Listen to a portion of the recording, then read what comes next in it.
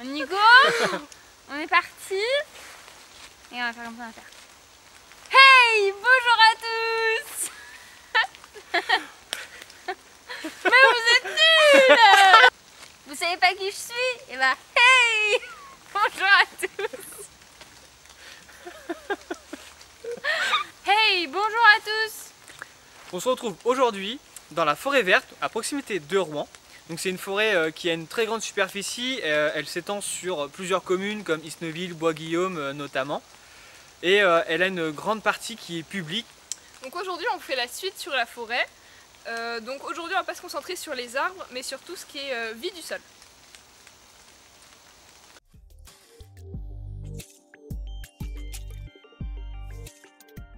La vie d'un sol forestier est très importante, notamment grâce à un critère qui est la ressource alimentaire. On a une grande quantité de matière organique dans un sol forestier, qui peut provenir d'origine animale, par exemple avec des déjections, avec des cadavres par exemple, d'origine végétale aussi, en grande partie avec des feuilles et des branches qui tombent au sol à toutes les saisons. Et toute cette matière organique, du coup, ça représente un très grand buffet à volonté pour un très grand nombre d'êtres vivants, souvent assez petits, que l'on va vous faire découvrir aujourd'hui. Donc cette matière organique, elle va être détruite parce qu'elle va être consommée par des petits êtres vivants. Le temps que cette matière organique va mettre pour se décomposer dépend en grande partie de son volume et aussi de sa composition. Par exemple, un arbre mort qui tombe au sol va mettre des années pour être décomposé et disparaître entièrement, alors qu'à côté un cadavre animal, lui, va mettre beaucoup moins de temps à disparaître. Et il y a des éléments qui peuvent rester plus longtemps que d'autres, comme par exemple les os. Alors, dans cet écosystème forestier, on parle bien de la vie d'un sol parce qu'il y a un cycle qui se répète éternellement. C'est-à-dire qu'on a la matière organique représentée par les végétaux, les animaux, etc. qui va tomber au sol, qui va se décomposer, qui du coup va se transformer en matière minérale qui est en grande partie représentée par la terre. Et cette matière minérale ensuite elle va être réutilisée, elle va être reconsommée entre guillemets par les producteurs primaires qui sont en grande partie les végétaux. Et donc c'est ce cycle qui se répète éternellement. L'écosystème peut être impacté par différents facteurs, on peut les classer en deux grandes catégories. On va avoir les facteurs abiotiques, c'est-à-dire les facteurs qui sont non vivants comme la température, l'humidité et le vent. Et en deuxième catégorie, les facteurs biotiques, c'est-à-dire les facteurs qui sont vivants comme les maladies, la décomposition, la consommation par les animaux. La grande force d'un écosystème forestier, c'est qu'il est autonome. Il est autonome dans le sens où il a une biocénose très riche. Donc ça c'est tous les êtres vivants qu'on y retrouve, les végétaux, les champignons, les animaux, etc. Et on a également un biotope aussi qui est très riche, et donc ça c'est relatif au milieu en lui-même.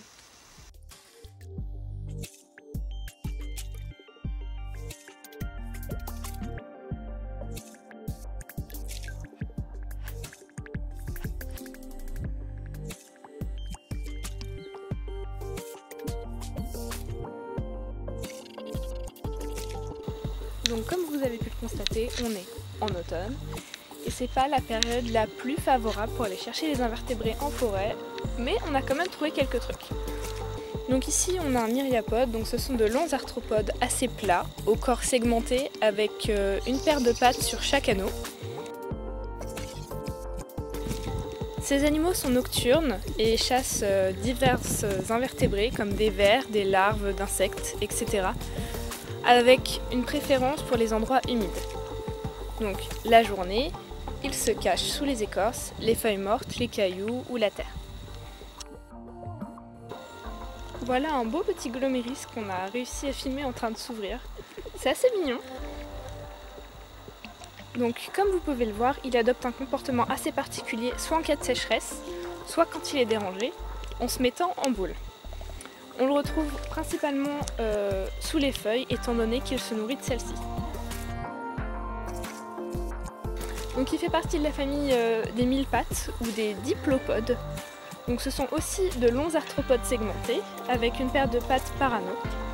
Ils se nourrissent de végétaux morts et humides, de mycélium, donc ce sont des champignons.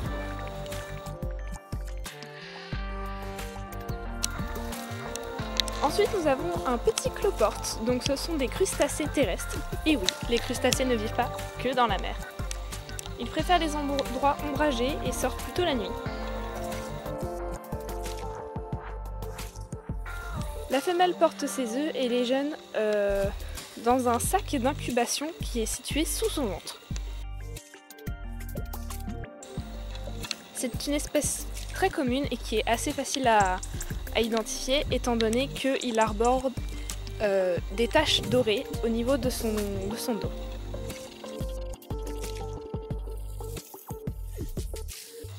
Ils se nourrissent de végétaux en décomposition, d'algues, de bactéries, de moisissures, mais aussi de restes d'animaux.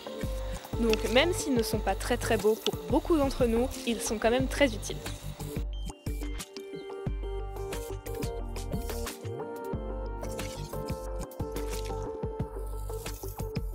On dit souvent que quand il pleut, c'est la fête à la grenouille, mais c'est aussi la fête aux gastéropodes, car ils ne supportent pas la dissécation. La dissécation, c'est le fait d'être asséché, d'être sec. Il faut donc tout le temps qu'il soit humide. Les gastéropodes regroupent les limaces et les escargots. Sur la photo de gauche, vous pouvez observer une limace léopard.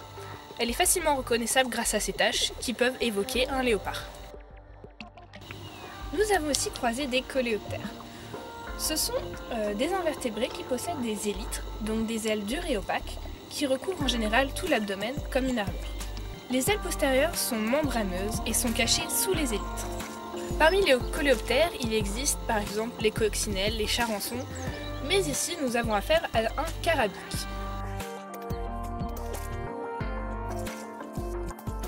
Et pour finir, même si elles sont beaucoup détestées, une magnifique femelle araignée. Donc les araignées ne sont pas des insectes, ce sont bien des arachnides, car ils possèdent 8 pattes.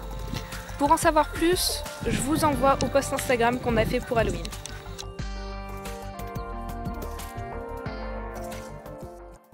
Évidemment, il faut penser à bien remettre les souches en place pour les petites bêtes. Voilà. Merci Lucie.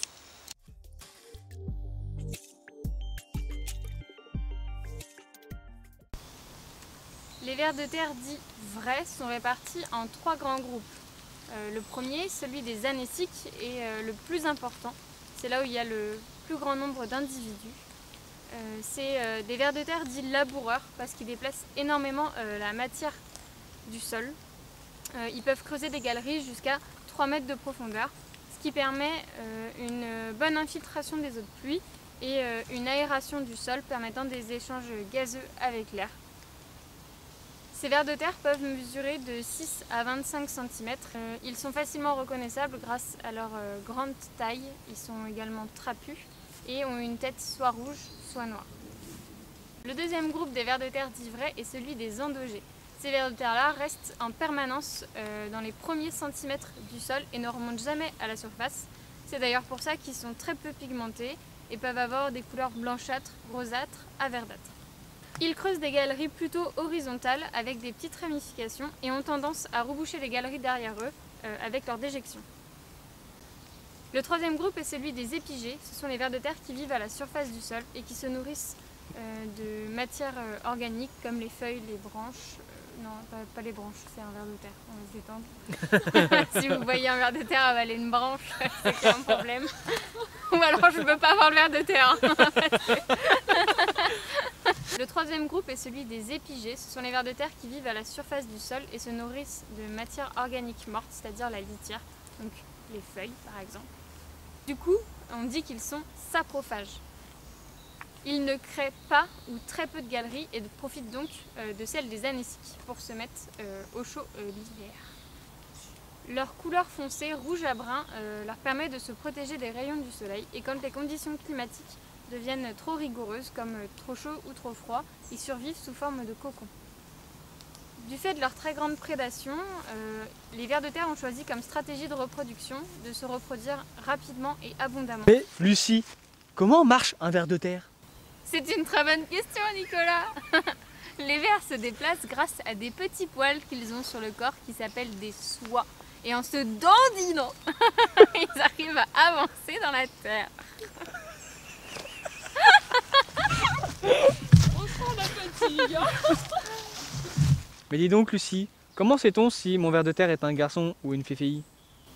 Eh bien en fait, les vers de terre sont hermaphrodites, c'est-à-dire que ils sont ni l'un ni l'autre ou les deux en même temps, ça dépend comment on voit les choses. Durant l'accouplement, les vers de terre s'échangent chacun l'un et l'autre des spermatozoïdes. Comment on sait si un ver de terre est adulte? Eh bien en fait, on peut remarquer un petit bourrelet du corps du ver de terre qui s'appelle un clitellum. Ah oui, également, un ver de terre peut également s'auto-féconder. Bande de jaloux.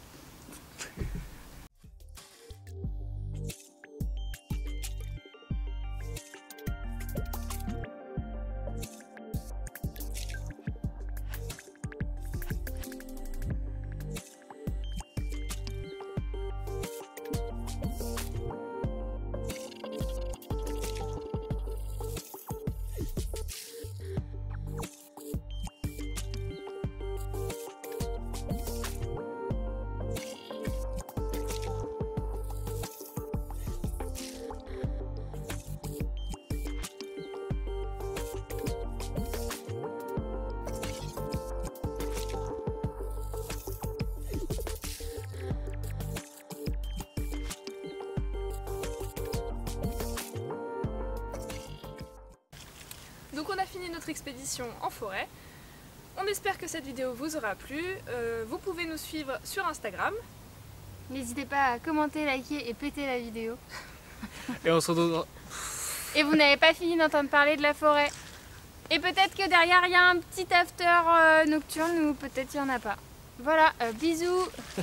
T'es un ver de terre. En plus t'es marron, mais les vers de terre ils ont pas de tête. Mais... Alors...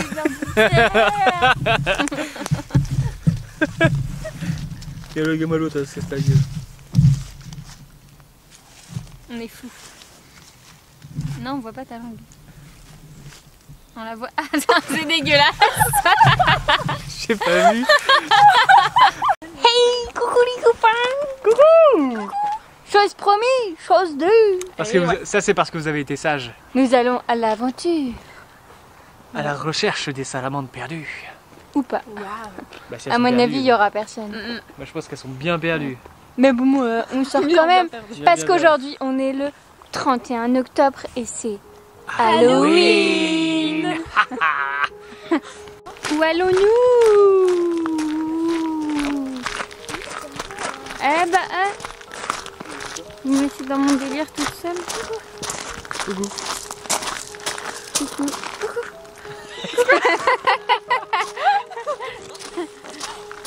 Il fait tout noir. On s'enfonce dans la forêt. Ouais. On voit rien du tout. Je marche dans des cailloux. Je vais me péter la binette. Je filme. On va leur faire ça. On a vu des yeux. Je vous jure. Je vous jure qu'on a vu des yeux. On a trop Après peur. d'arriver dans la forêt, il y a 2 yeux énormes. C'est pas possible. Jaune et rouge. C'est des vaches. Elles sont connes ces vaches. C'était des vaches. Oh putain, ça reste. Oh, elles font trop peur. Comment vous avez flippé? Eh, vous nous avez fait peur. Vous nous avez fait trop peur les meufs. En plus vous avez bougé. Vous êtes pas drôle. Bah bonne nuit hein du coup. Bisous les gonzes. Hein. On m'a pris des bonbons pour se réconforter. Moi je vous avoue, depuis l'épisode des vaches, j'ai envie de rentrer à la maison. C'est il y a 10 minutes. Hein. Même pas il y a 10 minutes. On a juste eu le temps de faire 3 pas et d'épuiser une goutte. Bah ouais mais bon. En même temps, hein, voilà. C'est pas drôle, ça fait peur. Je vous l'annonce, la tension est à son comble. Je suis agrippée. J'ai trop peur. Ça va Nicolas? Moi ça va, impeccable. Ça va Camille? Bah écoute... Camille, tu ressembles à un lampadaire. Ça va. Il fait tout noir les gars, on voit plus rien. C'est ta lampe qui Écoute, dit ça va, tranquille. Oui, je sais. Les gars, on voit rien devant. Regardez, on a trouvé une manette. a trouvé une amanite.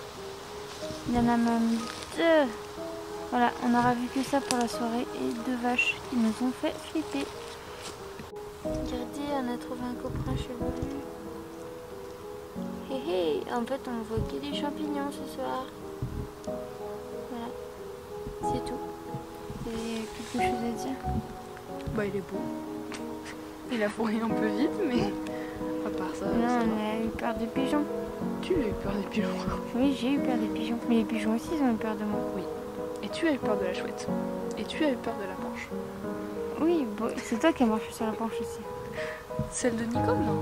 Vous avez eu peur des vaches. Ah, j'ai peur, lui, là. On dirait un fantôme bizarre. Regardez, il y a un fantôme. Ça bouge tout seul.